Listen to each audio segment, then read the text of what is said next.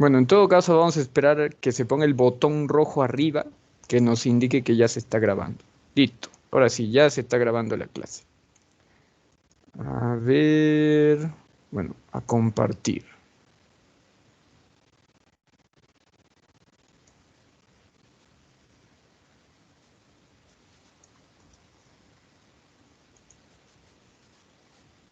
Ya. Pregunta, ¿se mira el título en la pantalla o todavía no?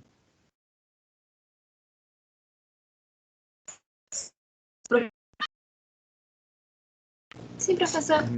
¿Sí? Ahí ya. Entonces empezamos por acá. El día de hoy vamos a trabajar filosofía en América. Cómo la filosofía llegó hasta América, ¿no? Y cómo la podemos interpretar hoy en día. Bueno, empezamos por acá. Lo primero que vamos a hacer el día de hoy es recordar qué es filosofía, ¿no? Primero vamos a hacer un pequeño repaso de lo que es filosofía. Dice acá. Primero que nada, recuerden que la filosofía es todo acto que requiere reflexión. Cada vez que tú piensas, cada vez que tú reflexionas, cada vez que tú estás angustiado, así como ahora, cada vez que estás estresado, ansioso, pensando en qué te puede pasar en el futuro, cuál va a ser tu futuro, qué es lo que van a hacer, etcétera. Eso es filosofar, pensar, pensar, pensar y pensar, ¿no? Generalmente la filosofía le da sustento a los actos humanos, ¿no? Yo me imagino que muchas personas deben estar pensando por qué hicieron una cosa, o por qué hicieron el otro, por qué permitieron esto, por qué permitieron el otro. Y eso es una cualidad que podemos hacer los humanos, ¿no? Los humanos podemos calificar nuestras acciones. Por eso es que Sócrates decía que el hombre es moral, porque el hombre puede decir que lo que hizo está bien o está mal, ¿no? El hombre es eminentemente moral, ¿no? Y todas las acciones que hace un ser humano, pues tienen una carga moral, tienen un significado moral. Eso es lo que decía Sócrates. Y por último, la filosofía cuestiona la realidad. La filosofía no está de acuerdo con lo que ocurre en la realidad, ¿no? Es muy difícil encontrar un país, les cuento, ¿no? Es muy difícil encontrar un país donde todos al 100% estén felices. Tengo entendido que el primer país del mundo es Estados Unidos y ni siquiera creo yo que en Estados Unidos todos deben ser felices, ¿no? Deben haber cosas buenas, cosas malas, etcétera, etcétera, ¿no? Pero nadie se siente conforme con la realidad y eso es algo que siempre va a juzgar la filosofía o va a criticar la filosofía, ¿no? Listo. Siempre he hecho esta pregunta y la volveré a hacer, entonces arranco por acá. Pregunta, ¿había filosofía en América o no había? ¿Ustedes qué creen? ¿Que sí había, que no había? Sí, Que sí, profe. Sí. Ya. Si había filosofía en América, yo me imagino que de las tres culturas que hay en América, o sea, me refiero a los incas, a los aztecas y a los mayas, ustedes me podrían decir, vamos a empezar por lo peruano ya. ¿Cómo se llama a la persona que hace filosofía en los incas? ¿Qué cargo es el filósofo en un inca?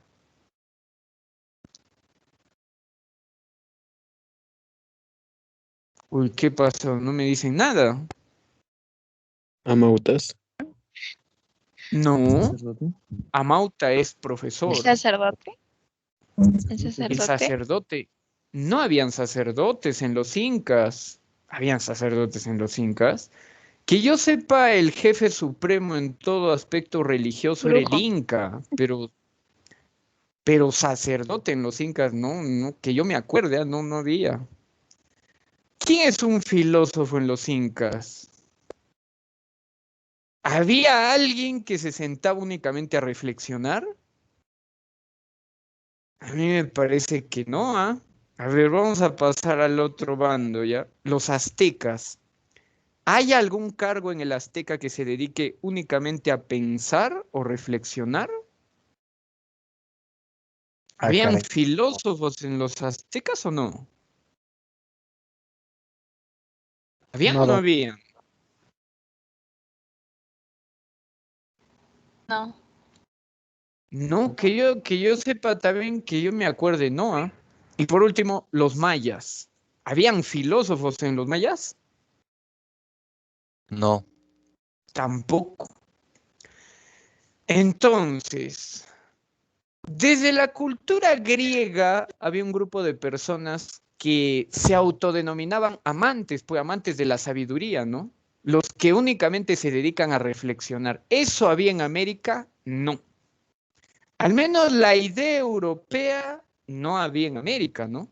Entonces, no podemos decir que inicialmente surge una filosofía americana porque si nosotros analizamos las tres grandes civilizaciones americanas, los aztecas, los mayas y los incas, no hay nadie que se dedique a reflexionar, no hay nadie que se dedique a pensar. Habían otro tipo de cargos, pero a pensar, no. Entonces, hay que preguntarnos, ¿no? Si no había filosofía en América, ¿cómo llegó la filosofía a América, no? ¿Quién me dice cómo llegó la filosofía a América? Los europeos lo trajeron. Claro. Con la llegada de los españoles. No exactamente, pero sí la trajeron los europeos, ¿no? Por ejemplo, yo les he puesto esas dos fotos en la pantalla por una sencilla razón, ¿no? América lo colonizaron varios imperios, ¿no? Los portugueses, los holandeses, los alemanes, los belgas, eh, los ingleses, los españoles, pero notoriamente hay dos imperios gigantescos, ¿no? El tercero probablemente podría ser los portugueses, pero si yo analizo el mapa de América, pues de Portugal que salió, pues únicamente Brasil, ¿no? No hay varios países ahí en la zona portuguesa, ¿no? Prácticamente es uno nomás que es Brasil, ¿no? Pero es más variable, por ejemplo, que hable de los ingleses en el norte y de los españoles desde la parte norte hasta el sur, ¿no? Entonces, lo primero que vamos a aprender el día de hoy es qué ideología traían cada uno de ellos, ¿no? Dice así. Primero que nada, ustedes recordarán que la última clase que hacíamos, yo les hablaba, no, la penúltima clase que hacíamos, yo les hablé de un tal Descartes, René Descartes, fundador del racionalismo. Si yo analizo el territorio europeo, lo que está más abajo de Francia es España. Entonces, los españoles, para bien o para mal, tenían identidad racionalista, ¿no? Todo lo querían hacer en base a la razón, ¿no? Si queremos decirlo así. El otro bando que llega a América, sobre todo a América del Norte, es el bando inglés, pero tú recordarás que en Inglaterra no creían en el racionalismo, se había formado otra teoría, el empirismo, ¿no? Entonces, si uno analiza las poblaciones norteamericanas en el norte, estamos hablando de Estados Unidos y Canadá, y si estamos hablando de todo lo que tiene que ver con Centroamérica, las formas de crianza, las formas de trato, las formas imperialistas fueron totalmente diferentes, ¿no? Por ejemplo, si uno analiza a los pueblos de América del Sur, gran parte de ellos, por no decir todos, tienen población indígena o aborigen. En Brasil, en Paraguay, en Argentina, en Chile, en Ecuador, en Colombia, en Cuba, en Nicaragua, en México, etcétera, ¿no? En cambio, si yo analizo la parte inglesa, me refiero eminentemente a Canadá y Estados Unidos, ellos más son de una raza europea, ¿no? Más son de una raza eminentemente blanca, ¿no? Hoy en día, notoriamente por lo cosmopolita que es el mundo, pues de hecho en Estados Unidos y Canadá también hay personas latinas, de origen africano, etcétera, ¿no? Pero normalmente el ciudadano norteamericano, canadiense o estadounidense es de raza blanca, ¿no? La pregunta es, ¿por qué en América del Sur tenemos una mezcla de todo? Gente morena, gente mestiza, gente indígena, gente de color amarillo, gente de color blanco. Y en América del Norte hay notoriamente raza blanca, ¿no? ¿Alguien me contestaría esa pregunta? ¿Por qué cree?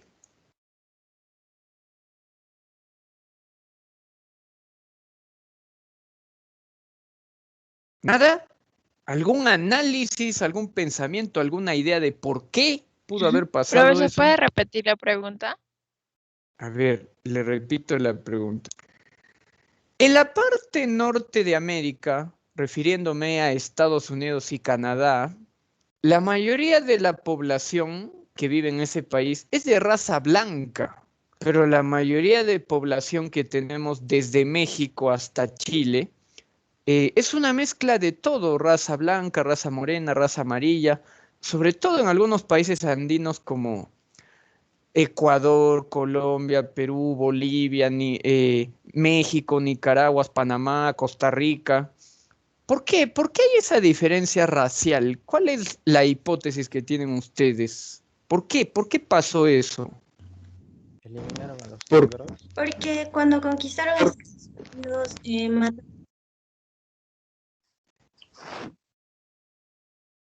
Silenciaron. Porque en Estados Unidos, ¿cómo se llama? Estaban las 13 colonias de Inglaterra, mientras que acá vinieron diferentes países, todo lo que es Latinoamérica, en realidad. En Latinoamérica, cuando fuimos conquistados, de alguna manera mezclamos nuestras, por así decirlo, nuestra piel, color, todo. Entonces somos como una mezcla.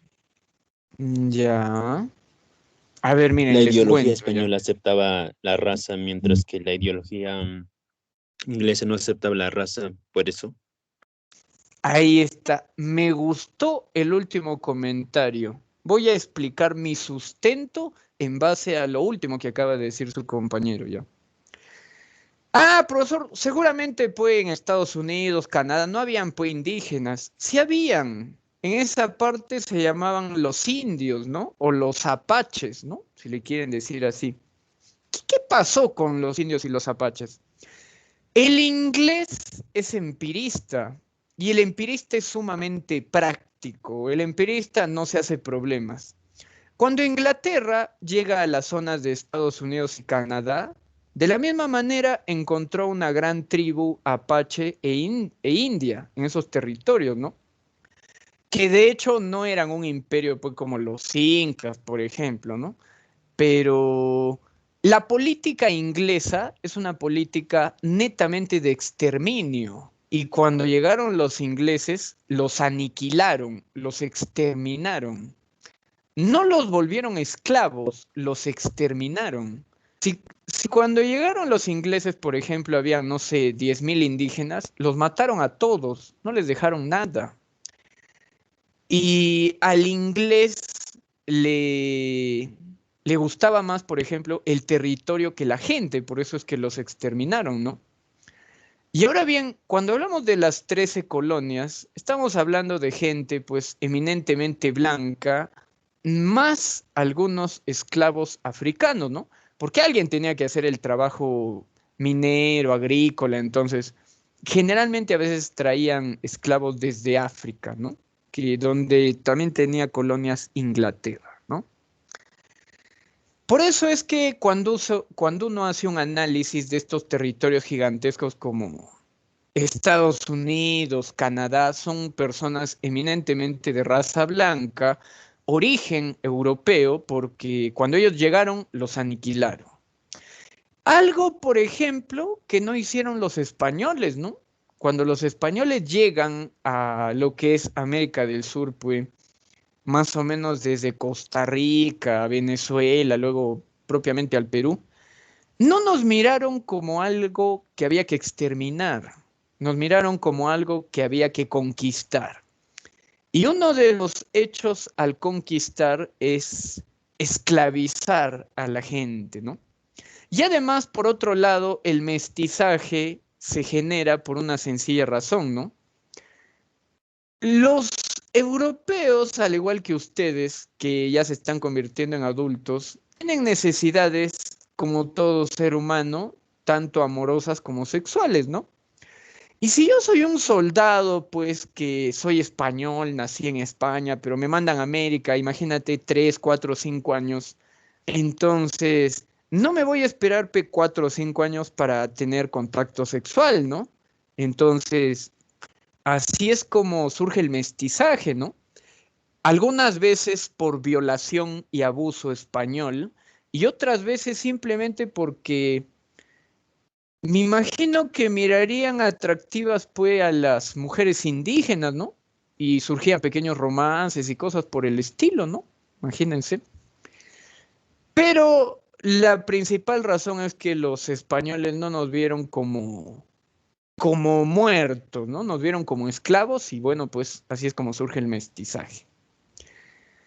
En el caso de los españoles, traen al Perú o a América el racionalismo, que es la filosofía de Descartes, ¿no? Todo se basa en la razón, todo se basa en algo eminentemente racional, ¿no? Pensado, reflexionado, etcétera, ¿no? Mientras que los ingleses trajeron el empirismo, algo más dinámico, algo más rápido y cosas por el estilo, ¿no? Desde esa época, desde el momento que los ingleses conquistan América del Norte y los españoles, y bueno, parte de los portugueses América del Sur, eso generó una dependencia hacia lo europeo. En América se comienza a valorar todo en base a lo que se valora en Europa, ¿no? Por ejemplo, ¿no? En Europa tienen un rey, bueno, pues acá nos mandarán un virrey, ¿no? En Europa tienen, no sé, catedrales para rezarle a Diosito, bueno, acá habrá que crear plazas de armas, catedrales, etcétera, ¿no? Y comienza a haber un ligero progreso en América, por la idea de depender de lo que se hace en Europa, bajo la idea de depender de lo que ocurre en Europa, ¿no? Y desde ese momento, no sé si decirlo hasta ahora, pues hay una tremenda e inmensa dependencia hacia todo lo extranjero y hacia todo lo europeo, ¿no? Bueno, dice acá. Algo que es muy importante diferenciar es que una cosa es filosofía en América y otra cosa es filosofía de Latinoamérica, que no es lo mismo, ¿no? Cuando hablamos de filosofía de Latinoamérica, estaríamos hablando de un tipo de filosofía que se crea en el continente americano, principalmente en Latinoamérica, ¿no? En cambio, si hablamos de filosofía en América, estaríamos diciendo que todos los conocimientos europeos, griegos, franceses, alemanes, españoles, vienen a América y nosotros simplemente los escuchamos, los aprendemos y los seguimos repitiendo, ¿no? Ese es el detalle. Entonces, eso es lo que hay que diferenciar, ¿no? Una cosa es filosofía en América, otra cosa es filosofía de Latinoamérica. Listo. La filosofía propiamente en Latinoamérica demoró muchísimo tiempo. Pregunta, ¿en qué siglo estamos ahora? 21. Siglo XXI. 21. Siglo XXI, ¿no? Y el siglo XXI puede empezado hace poquito nomás, hace como unos 20 años, ¿no? 21 años, recién empezó el siglo XXI. ¿Saben cuándo surgió la filosofía en Latinoamérica? En el siglo XX. Eso quiere decir que hasta el siglo XIX, todo lo que se hablaba de filosofía en América provenía de Europa. Absolutamente todo era europeo, ¿no? Cuando te decían, hace esto, hace el otro, lee este autor, lee al otro autor, todo era pues, eminentemente europeo, ¿no? Ahora, vamos a ver cómo se forma el desarrollo en América, ¿no? Por ejemplo, denme una opinión, ¿cómo se cambian las cosas en América? Vamos a imaginar que a ustedes les preguntan, ¿no? ¿Cómo se cambian las cosas en América?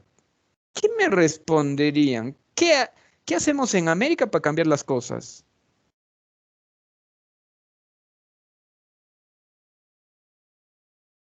A ver, genérenme una hipótesis. Más medios de comunicación, más plata, más inversión. ¿Qué hacemos en América para cambiar las cosas?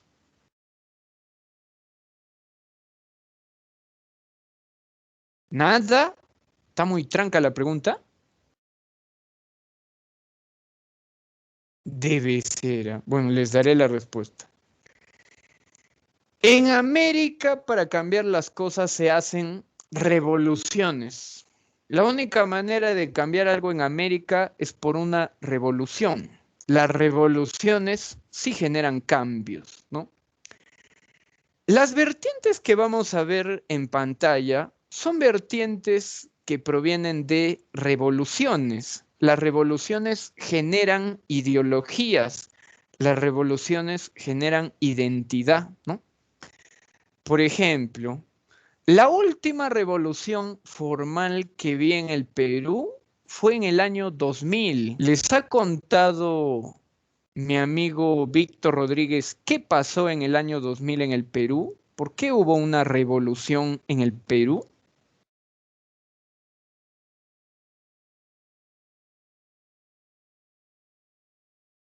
Que debe haber contado, ¿no? ¿Qué pasó en el Perú en el 2000? ¿Por qué hicieron una revolución?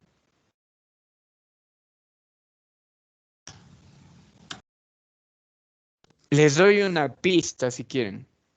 Se llamó Marcha de los Cuatro Suyos. Pero sí, ¿ya se acordaron? Sí. Sí, ¿Por qué en el Perú hubo una marcha de los Cuatro Suyos? para evitar que Alberto Fujimori llegue por tercera vez al gobierno. Ahí está. Gracias.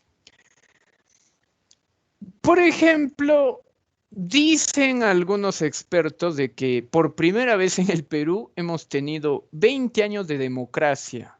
O sea, estamos hablando de Toledo, Alan García, Humala, Kuczynski. Aunque no sé exactamente si la parte de Kuczynski y Vizcarra sea muy democrática, que digamos, o sea, me parece que el último año y medio no. Pero bueno, ya, 20 años de democracia, ¿no?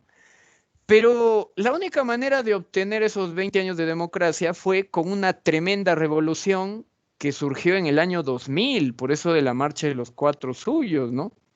Salieron unos Vladivideos o algo así, bueno, pues eso exacerbó tanto a la población que ahí sí salieron a las calles hasta que se vaya el presidente. Ahí sí, eso era incontrolable, ¿ah? Ustedes deben haber visto huelgas en las calles, pero no se imaginan una huelga de miles de personas en la calle hasta que el presidente se vaya. Y lo lograron, pues al fin y al cabo, clásica en el Perú, no sé si sea verdad o mentira, pero tiene que haber muertos, porque si no hay muertos, como que las personas en el poder como que no ceden. Alguien tienen que matar y recién lo piensan mejor, ¿no? Por ejemplo. Bueno, en el caso de América, vamos a separar tres vertientes: ontológica, histórica y de la liberación. Ontológica, histórica y de la liberación. Empezamos por la vertiente ontológica. Dice así, pregunta, ¿conocen México o no conocen México? En foto, en foto. En foto. A ver, yo Por la les digo Rosita de lo que he Guadalupe, visitado yo. En Lo fotos. que, les cuento lo que yo he visitado, ¿no? ¿Conocen Acapulco, por ejemplo? Menos. No. ¿No? Ahí está algo más básico que Acapulco. Cancún. Nada. Los El comerciales. DF, el Distrito Federal, la capital. Guadalajara, los mariachis. Nada. Nada. Nada, pues. Ya, el Chavo, ¿conocen el Chavo o no? Eso. Sí, Sí, profe. Sí. Ya, algo. Al Chapulín, al Chapulo, ¿lo conocen o no? Sí. Claro. También. Algo tienen que conocer, ¿no? En México, esos que cantan Canta y no llores, ellos, en 1910 hicieron una revolución. llamada pues la Revolución Mexicana, ¿no? Esta Revolución Mexicana tenía la idea de cambiar tres cosas en su país. Primero, votar a la oligarquía. Querían un gobierno antioligarca. Segundo, votar al imperialismo. Querían un gobierno antiimperialista. Y tercero, formar un gobierno nacionalista, ¿no? A ver, ya que acaban de hacer verbal, ¿no? Y me parece que hacen harto seminario de historia. ¿Qué es la oligarquía? ¿Cuándo se le llama a un grupo oligarquía? Gobierno de pocos. Ya, correcto. Oligarquía, gobierno de pocos. Generalmente los pocos que gobiernan, claro, generalmente los pocos de gobiernan tienen intereses ¿de qué tipo? Sociales, económicos, humanitarios. ¿Qué tipo de interés? Económico. Económicos. Claro, eminentemente económicos, ¿no? Por ejemplo, en México había un gran monopolio donde pocas personas controlaban grandes territorios del país. Imagínate, vamos a imaginar que yo soy un terrateniente y bueno, pues tengo 5 cuadras en Arequipa y en esas 5 cuadras trabajan, pues, imagínate 1000 personas, pero yo soy el dueño de las 5 cuadras, pues. Y ellos trabajan y laboran todo el día, se sacan el ancho y bueno, pues todo lo que producen yo lo vendo y me vuelvo multimillonario, ¿no? Entonces, la gente estaba cansada de la explotación, ¿no? Entonces, ¿qué es lo primero que pidieron? Que les dividan la tierra.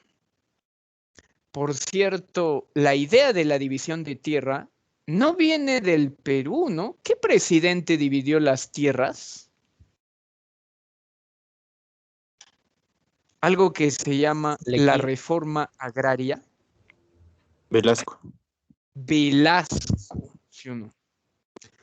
Ahora, ¿de dónde sacó la idea Velasco? Bueno, inicialmente la idea la quería aplicar Belaúnde, pero Belaúnde la copió de, ¿cómo se llama? De Haya de la Torre, ¿no? Es que conocerán a un presidente que gobernó 11 años, que no es Fujimori, otro. Leguía. Leguía. Leguía. Leguía. Por eso al gobierno de Leguía le llaman pues el oncenio, ¿no? El oncenio de Leguía. Por ejemplo, Leguía tenía una gran astucia. Leguía encontraba un opositor y acaso Leguía lo mataba o lo baleaba. No, lo extraditaba a otro país, ¿no?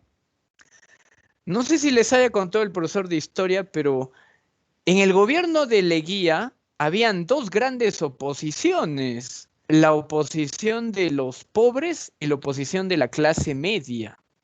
De la oposición de los pobres se creó pues el Partido Comunista del Perú. ¿Quién lo creó? Por si acaso no es Cerrón. ¿Quién lo creó?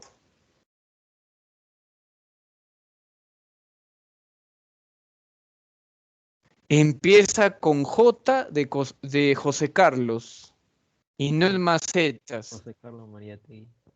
Claro. José Carlos Mariátegui. José Carlos Mariátegui. No Macetas, Mariátegui. Ahora alguno de repente de ustedes me dirá, ¿y de dónde sacó la idea Mariátegui? Es que Mariátegui hacía bulla en el gobierno de Leguía y Leguía le dijo, ya, ¿te gustan las ideas de igualdad? Ya, te mando a otro país, ya, te mando a la Unión Soviética. Y lo mandó a Rusia, a la Unión Soviética, a Mariátegui. Y en Rusia a Mariátegui pues lo educaron como marxista. Y cuando regresa Mariátegui, pues él funda en el Perú el Partido Comunista, ¿no? El Partido Comunista. Pero no solamente reclamaba, pues, a ver cómo les explico, la clase baja, ¿no? También reclamaba la clase media. ¿Cómo se llama el partido fundado en México en el año de 1924 que defiende a la clase media?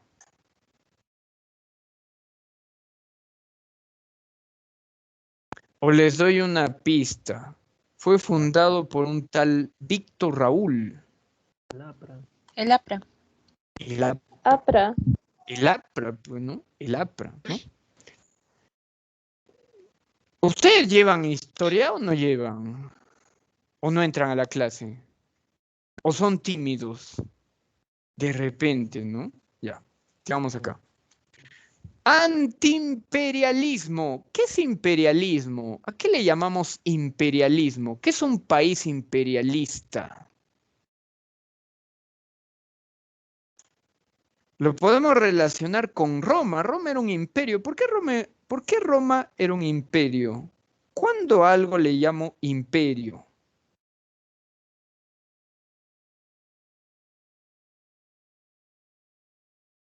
Un emperador. Por su desarrollo cultural.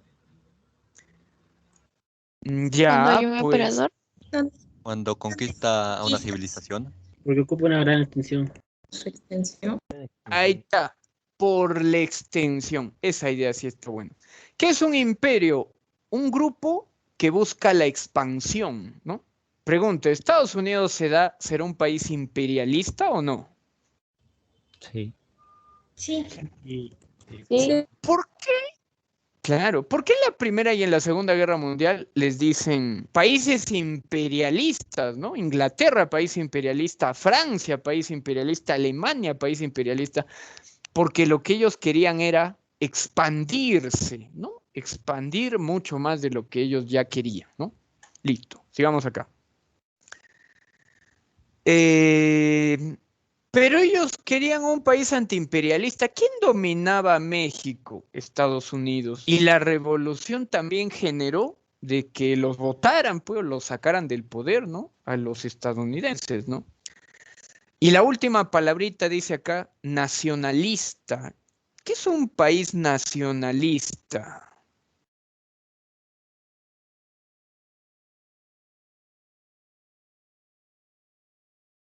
Toc, toc. ¿A qué se le llama país nacionalista?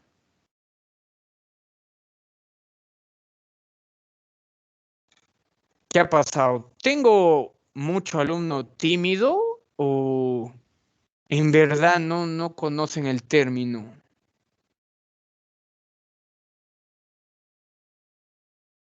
Lo peor es que ninguno contesta, ¿no? Es lo que no sé si no conocen el término o son tímidos.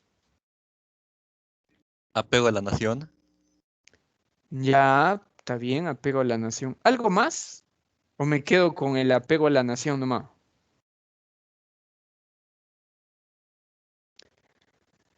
Se llama nacionalismo cuando yo le doy preferencia al Estado más que a cualquier otra empresa privada. El nacionalismo, por ejemplo, a diferencia de el socialismo puede, por ejemplo, puede adueñarse de todo, ¿no? El nacionalismo tiene una política liberal, pero donde el Estado lo regula todo, ¿no? Donde el Estado pone los precios y cosas por el estilo, ¿no? Por ejemplo, países nacionalistas podría ser, por ejemplo, México. México es un país nacionalista, ¿no?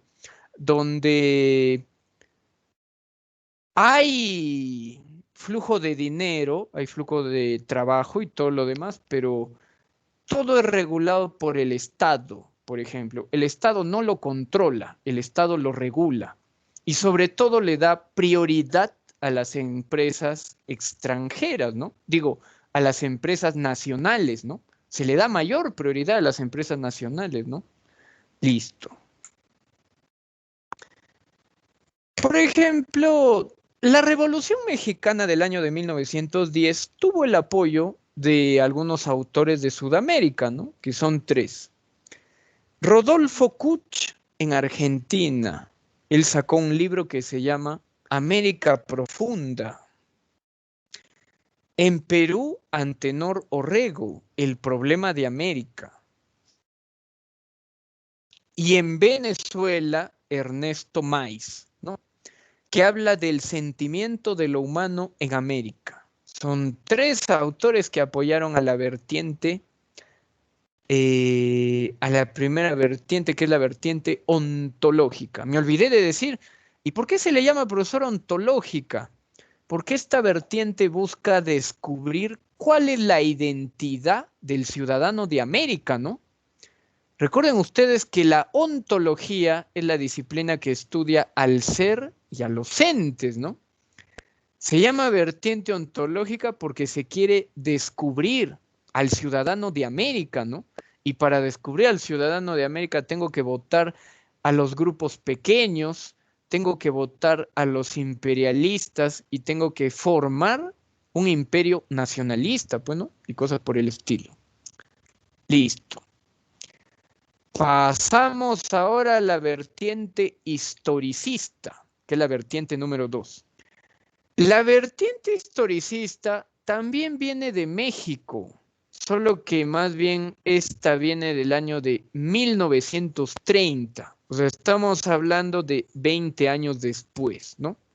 La primera vertiente, la ontológica, es de 1910 con la Revolución Mexicana y la vertiente ontológica es de 1930. Propiamente no viene de un mexicano, viene de un español que se llamaba Ortega y Gasset, José Ortega y Gasset, ¿no? Ortega y Gasset tenía un alumno, ¿no? Que se llamaba José Gaós. Y a pesar de que la idea viene de Ortega y Gasset, quien funda la vertiente histórica es su alumno llamado José Gaós, ¿no? Dice, propone rehacer la historia en base a una filosofía en la lengua española, ¿no? Le voy a explicar acá. Primero, ¿por qué se llama vertiente histórica? Se llama vertiente histórica porque el racionalismo viene de cómo viven los franceses, pues. El empirismo viene de cómo viven los ingleses, ¿no? Y otras corrientes que vienen de Europa como el criticismo alemán o el relativismo griego, entonces prácticamente describen cómo viven los europeos, ¿no? Pero la vertiente histórica dice, pero ¿de qué nos serviría un razonamiento europeo si nosotros pues no somos europeos, ¿no? Nosotros somos americanos y tenemos otras costumbres, otras religiones, otras tradiciones, ¿no? Entonces, eso es lo que propone pues la vertiente histórica, ¿no? O la vertiente historicista, ¿no? Nosotros hablamos español, nosotros no hablamos inglés, no hablamos alemán, no hablamos francés, entonces tenemos que hacer una filosofía que describa a nosotros en la lengua española, teniendo nuestra identidad de cómo vive el mexicano, el peruano, el colombiano, el venezolano, etcétera, ¿no? Eso es lo que propone Ortega y Gasset. Para lo cual de esta corriente surgen algunos libros, ¿no? Como es El positivismo en México, Pasando por América en la historia y Pensamiento latinoamericano. Son los principales libros que vienen de esta corriente llamada histórica, ¿no? O historicista, ¿no? De la misma manera, esta corriente historicista tuvo el apoyo de otros personajes, ¿no?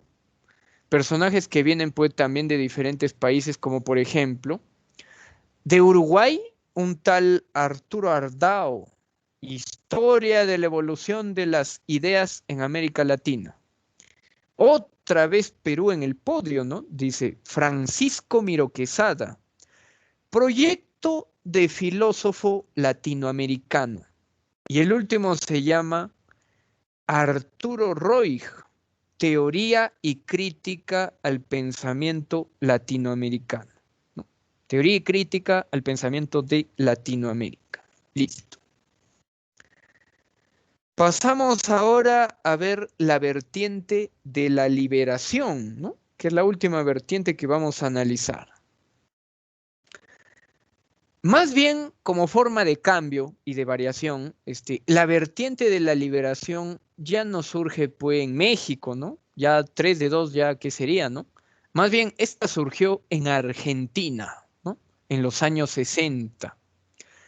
surge como resultado de la preocupación de los intelectuales de América por la exagerada dependencia que teníamos a Europa, ¿no?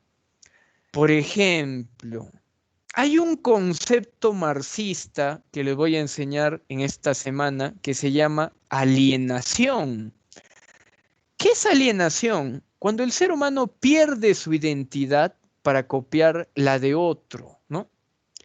Por ejemplo, en un sistema neoliberal es muy común que el humano pierda su identidad para querer copiar la identidad de otra persona. Por ejemplo, ¿no? Vamos a imaginar que un día yo me levanto y miro una novela coreana y digo, qué interesante este actor llamado Shin Lung-song, ¿no? Entonces, yo quiero parecerme a Shin Lung-song, ¿no? Entonces digo, ¿qué tiene Shin Lung-song?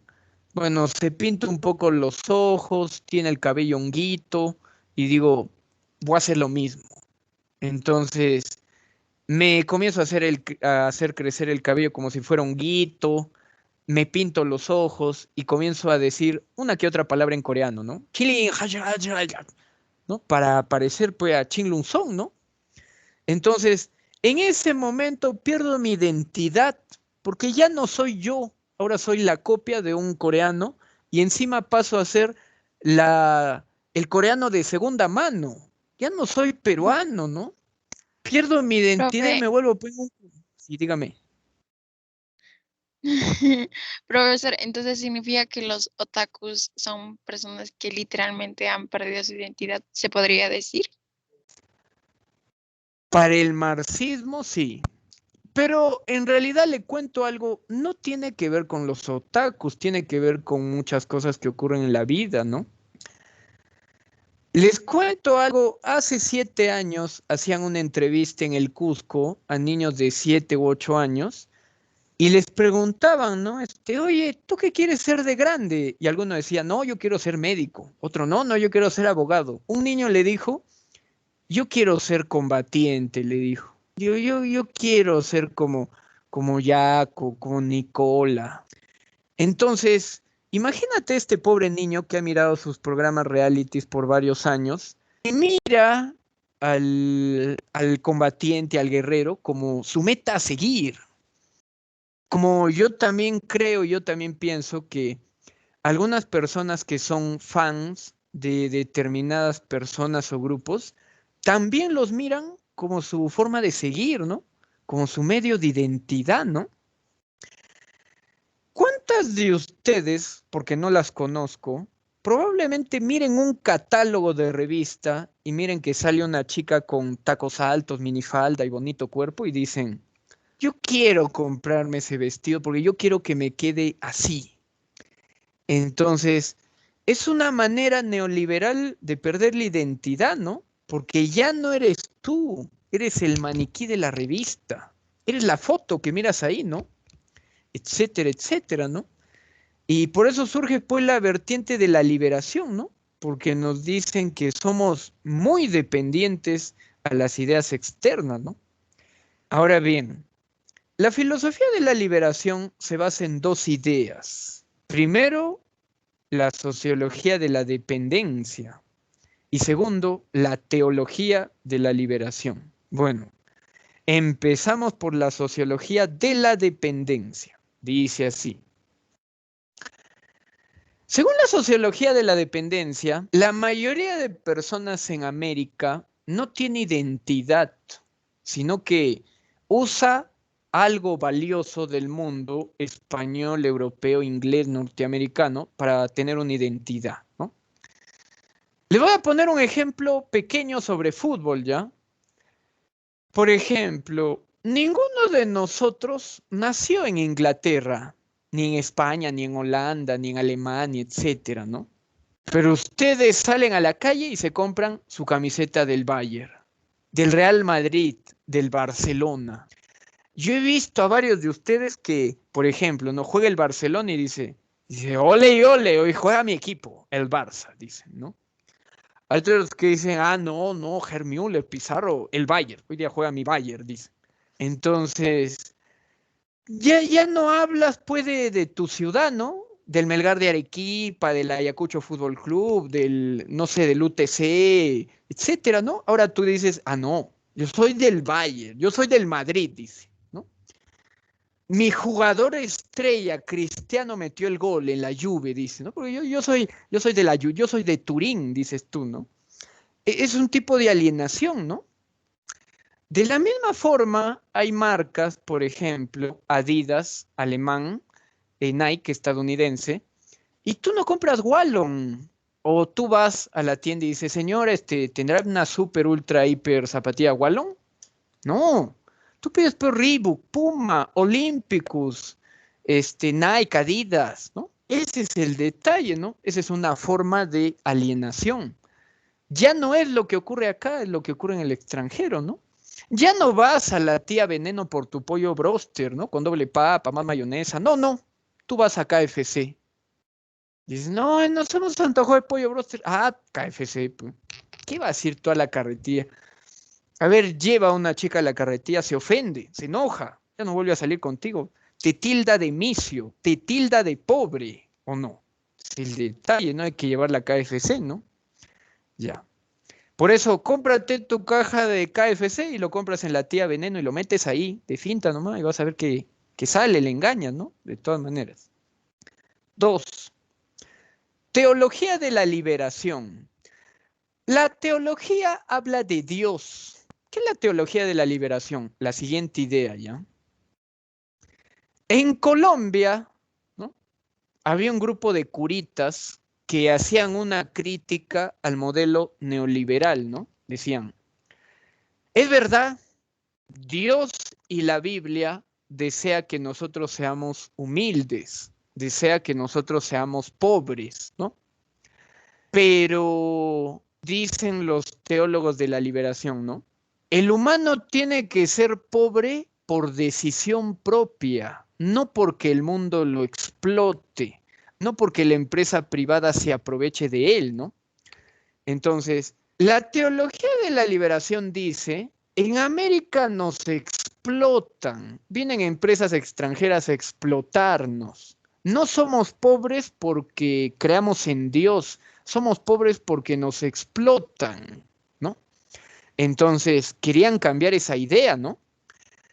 Si vamos a ser pobres, pues seámoslo por convicción, ¿no? Por humildad, por bondad, no porque venga una empresa y nos explote y nos vuelva pobres, ¿no? Eso es lo que regula y circula la vertiente de la liberación, ¿no? Listo. Por ejemplo, acá sí hay un aporte muy valioso de un peruano. Porque si nos damos cuenta, los peruanos estamos en los 3, dando ahí la hora. Ahí estamos los peruanos. Por ejemplo, ¿existe Filosofía en América? Es un libro creado por Augusto Salazar Bondy, un filósofo peruano, ¿no? En el caso de Augusto Salazar Bondy, él sustenta que la conciencia americana proviene pues de 2 fenómenos marxistas, la alienación y la enajenación. Más o menos ya les expliqué qué es alienación, ¿no? Es cuando alguien pierde su identidad para copiarla de otro. Mi ejemplo del coreano es un ejemplo de alienación. Yo pierdo mi identidad para copiarla de otro, pues. Ya no soy yo, ahora soy el otro de segunda mano. En el caso de la enajenación es la capacidad de ceder mis derechos a los demás. Por ejemplo, ¿no? Ustedes estudian, ingresan a la universidad, se ponen a estudiar. Bueno, si eres de ingeniería serán unos 5 años. Si eres de biomédicas, bueno, todavía enfermería, nutrición, biología también son 5 años. Pero si eres medicina, ahí sí, con calma nomás, porque son como 8 o 9 años, ¿no? Que tener paciencia. Pero no te van a pagar lo que tú mereces en tu primer trabajo, ¿no? Yo les digo a tus compañeros, por ejemplo, de derecho, los primeros trabajos que vas a tener es sacando copias. Vas a ir a un estudio jurídico y te van a decir, bueno, sáqueme copias, ¿no? Y vas a tener que ir a sacar copias, ¿no? Lo mismo ocurre en la mayoría de trabajos, ¿no? Donde le llaman, pues, pagar piso, ¿no? De repente a ti te dicen, ya va a trabajar 8 horas. Tú dices, ya, ¿cuánto voy a ganar? Va a ganar, por ejemplo, 500 soles. Oiga, no, pues, ¿cómo va a ganar 500 soles? He estudiado 5 años, soy del tercio superior. Y te dice, ¿tienes experiencia? No. Así se gana, pues, la experiencia, teniendo los primeros trabajos. Entonces, muchas personas con tal de tener trabajo y con tal de tener dinero, ceden sus derechos a otras personas. Probablemente el dueño no te debería pagar, pues, tampoco los 3,000 o 4,000 soles que vales, ¿no? Tu trabajo, pero tampoco 500 soles, ¿no? Entonces, la persona cede sus derechos para poder trabajar. Eso es enajenación. Me dejo llevar por el ambiente laboral, ¿no?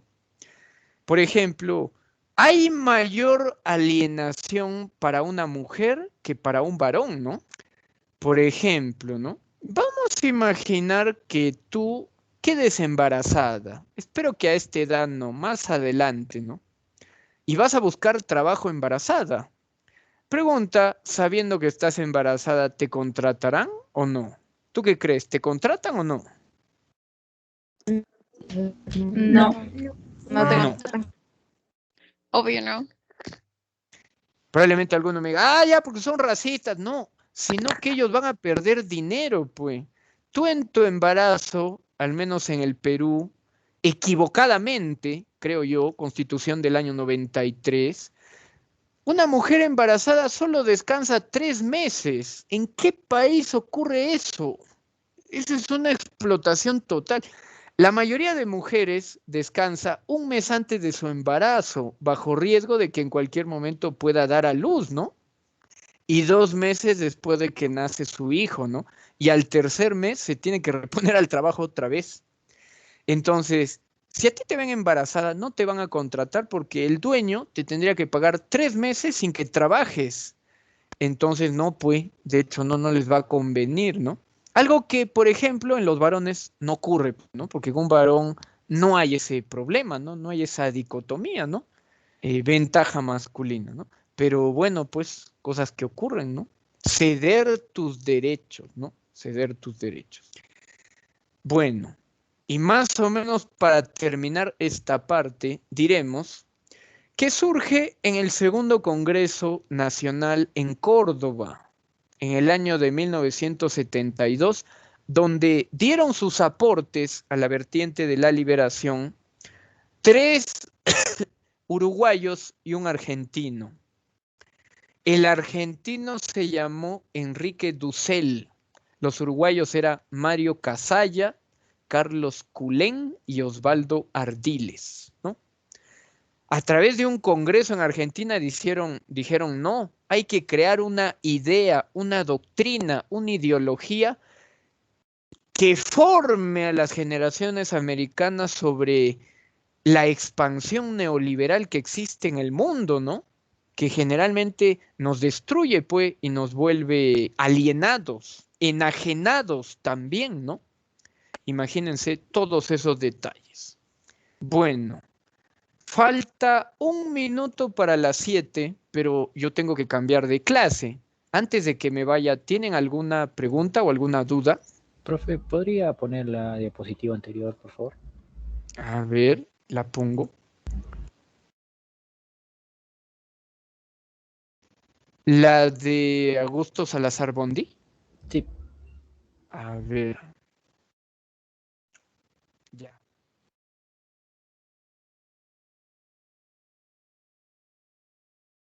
Profe, ¿pueden explicar, por favor? Es la parte de enajenación, no la entendí bien. Ok, se la vuelvo a explicar. ¿Qué es un alienado? Un alienado es alguien que pierde su identidad. ¿Qué es un enajenado? Un enajenado es alguien que cede sus derechos. El ejemplo que les ponía, ¿no? Cuando ustedes salgan de la universidad siendo médicos o ingenieros, van a querer ganar pues sus 3,000, 4,000, 5,000, 6,000, yo qué sé, ¿no? Lo que gane un ingeniero, un médico, ¿no?